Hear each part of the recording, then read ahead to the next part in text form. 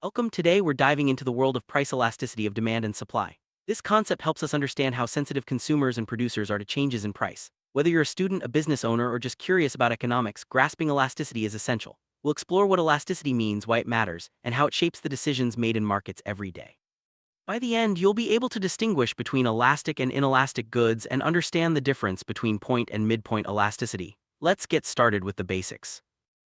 Elasticity in economics measures how much the quantity demanded or supplied of a good responds to changes in price. Imagine you see a sale on your favorite snack. Do you buy more? If so, that snack is considered elastic. If you buy the same amount regardless of price, it's inelastic. This responsiveness is crucial for businesses setting prices and for policymakers considering taxes or subsidies.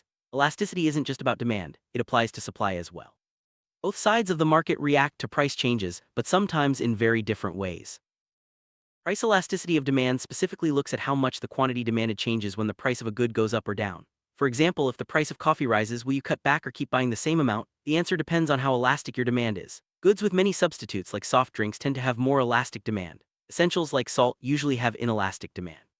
Understanding this helps businesses predict sales and set prices that maximize revenue. The supply side, price elasticity measures how much producers are willing to increase or decrease the quantity supplied when prices change. For instance, if the price of wheat rises, farmers may plant more wheat next season. However, some goods like artwork can't be produced quickly, making their supply inelastic. The elasticity of supply depends on factors like production time, availability of resources, and the ability to store goods. This concept is vital for understanding how markets adjust to shocks and changes.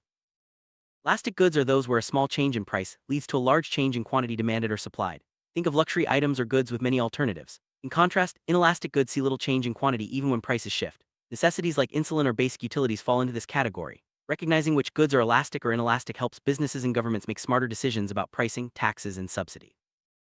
Let's look at some examples. Electronics, fashionable clothing, and restaurant meals are typically elastic goods. If prices rise, consumers can easily switch to alternatives or delay their purchases. This high sensitivity means that businesses in these sectors must be careful with pricing strategies. A small price increase could lead to a significant drop in sales, while a price cut might boost demand considerably. On the other hand, inelastic goods include items like gasoline, salt, and life-saving medications. Even if prices rise, people still need to buy these products. There are few or no substitutes, and they're often necessities. This means that changes in price have little effect on the quantity demanded. For businesses and policymakers, understanding inelastic goods is crucial when considering taxes or price control. Elasticity directly impacts a business's total revenue. For elastic goods, lowering prices can actually increase total revenue because the increase in quantity sold outweighs the lower price. For inelastic goods, raising prices can increase revenue since consumers will keep buying almost the same amount. This relationship is key for businesses deciding whether to adjust prices up or down. To measure elasticity, we use a simple formula, the percentage change in quantity divided by the percentage change in price. This gives us a number that tells us how responsive demand or supply is. If the result is greater than 1, the good is elastic. If it's less than 1, it's inelastic. This calculation helps economists and businesses make informed decisions. When elasticity measures elasticity at a specific point on the demand or supply curve, it's useful when analyzing very small changes in price and quantity. This method uses calculus to find the exact responsiveness at a single price and quantity. Point elasticity is especially helpful for businesses that want to understand how a tiny price change might affect sales or production.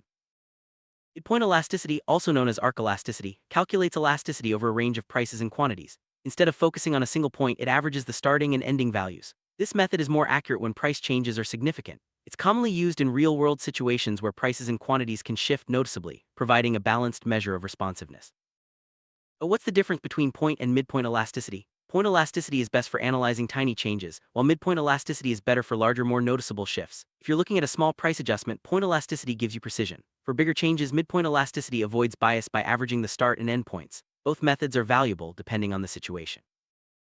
The elasticity coefficient is the number you get from your calculation. If it's greater than 1, the good is elastic. If it's less than 1, it's inelastic. If it's exactly 1, the good is said to have unit elasticity. This coefficient helps businesses and policymakers quickly assess how a market might react to price changes. Perfectly elastic demand means that consumers will only buy at one price. If the price goes up even a little, demand drops to zero. This is rare in real life but can happen in highly competitive markets with identical products. In such cases, businesses have no power to raise prices without losing all their customers. Perfectly inelastic demand means that quantity demanded doesn't change at all, no matter the price. Life-saving drugs are a classic example. People need them regardless of cost. In these cases, businesses can raise prices without losing customers, but ethical and legal considerations often come into play. Several factors determine whether a good is elastic or inelastic. These include the availability of substitutes, whether the good is a necessity or a luxury, the proportion of income spent on the good, and the time period considered. For example, demand for gasoline may be inelastic in the short term but more elastic over time as people find alternatives. The more substitutes a good has, the more elastic its demand. If the price of one brand of cereal rises, you can easily switch to another. This flexibility makes demand more sensitive to price changes. Businesses with many competitors need to be especially aware of this when setting prices. Necessities like water or electricity tend to have inelastic demand. Even if prices rise, people can't easily reduce their consumption. This is why governments often regulate prices for basic utilities, ensuring that everyone can afford essential goods and services. Luxury goods, such as designer clothing or high-end electronics, usually have elastic demand. If prices rise, consumers can easily cut back or choose not to buy at all. This makes the market for luxury items highly competitive and sensitive to economic changes. The proportion of your income spent on a good also affects its elasticity. If a product takes up a large part of your budget, you're more likely to react to price changes. For example, a big jump in rent will have a bigger impact than a small increase in the price of chewing gum. Elasticity can change over time. In the short run, demand for gasoline might be inelastic because people can't quickly change their habits. Over the long run, as people buy more fuel-efficient cars or use public transportation, demand becomes more elastic. Time gives consumers and producers more options to adjust.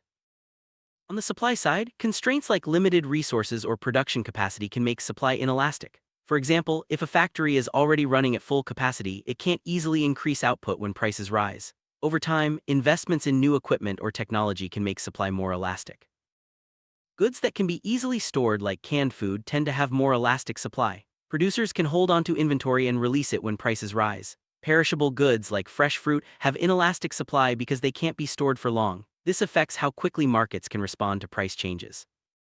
The time it takes to produce a good also impacts supply elasticity. Goods that can be made quickly, like t-shirts, have more elastic supply. Products that require long production times, like airplanes, are less elastic. This is important for industries planning how to respond to market changes.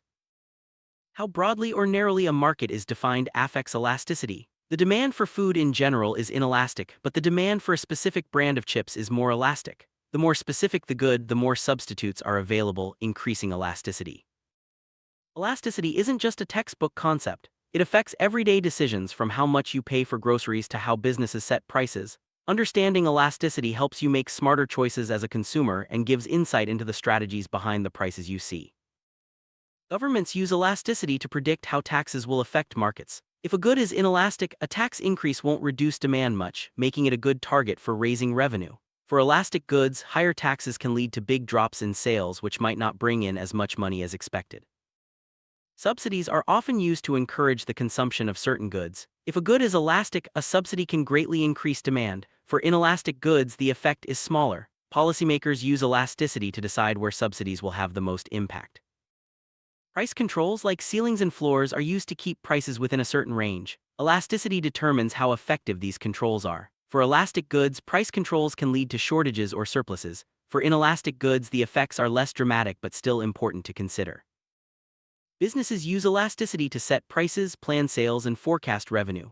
Understanding whether their products are elastic or inelastic helps them decide when to run promotions, how to respond to competitors, and how to maximize profits. It's a key tool for staying competitive. Elasticity shapes the choices consumers make every day. When prices rise for elastic goods, consumers quickly switch to alternatives. For inelastic goods, they have fewer options and may have to pay higher prices. This dynamic influences everything from grocery shopping to big-ticket purchases.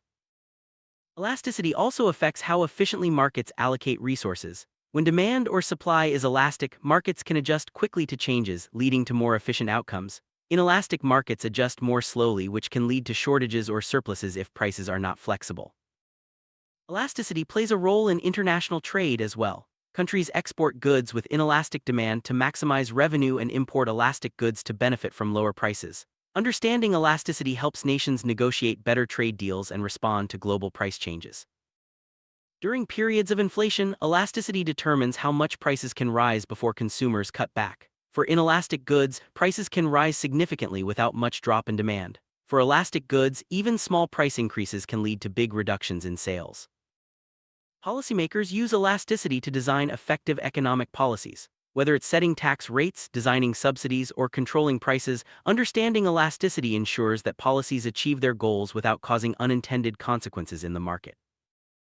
Firms with market power can influence prices, but only if their goods are inelastic. If demand is elastic, raising prices will drive customers away. This is why monopolies often focus on necessities or unique products with few substitutes. Elasticity affects economic welfare by influencing consumer and producer surplus. When markets are elastic, price changes can lead to large shifts in welfare. Policymakers must consider these effects when designing interventions to ensure that benefits outweigh costs. When unexpected events like natural disasters or sudden policy changes hit the market, elasticity determines how quickly supply and demand can adjust. Elastic markets recover faster, while inelastic markets may experience prolonged shortages or surpluses. Technological advances can make supply more elastic by reducing production costs and increasing capacity. For example, automation in factories allows producers to ramp up output quickly when prices rise, making markets more responsive and efficient. Global events such as pandemics or trade wars can dramatically affect elasticity. Supply chains may become less flexible, making supply more inelastic. At the same time, changes in consumer behavior can alter demand elasticity, impacting prices and market stability. The ease with which new firms can enter a market affects supply elasticity. In markets with low barriers to entry, supply is more elastic because new producers can quickly respond to price increases. In markets with high barriers, supply remains inelastic. For both businesses and governments, understanding elasticity is crucial for long-term planning. It helps forecast how markets will respond to changes in technology, policy, and consumer preferences. This foresight leads to better strategies and more resilient economies.